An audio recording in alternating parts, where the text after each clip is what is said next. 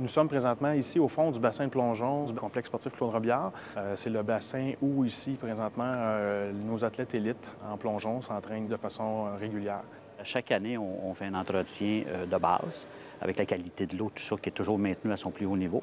Et là, cette année, on va en profondeur dans le sens qu'on fait des vérifications au niveau des bassins comme tel de la structure. Et par la suite, l'année prochaine, on revient avec un entretien régulier annuel. Présentement, ce qu'on fait, c'est qu'on fait une inspection des joints, des choses qui étaient brisées.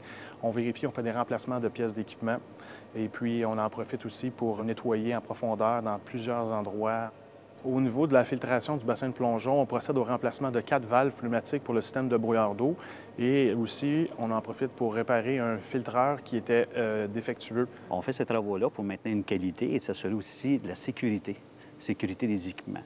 Donc, ça peut paraître anodin. S'il y a une tuile qui a été abîmée, s'il y a un blot qui a été abîmé, les gens peuvent se blesser. On soit des compétitions internationales, nationales, donc il y a des exigences au niveau des normes.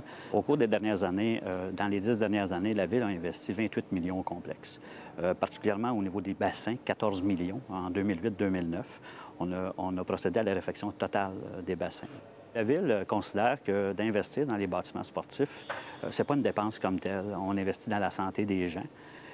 Et autant ici, ce qui est particulier, l'athlète de haut niveau s'entraîne, mais le citoyen aussi s'entraîne.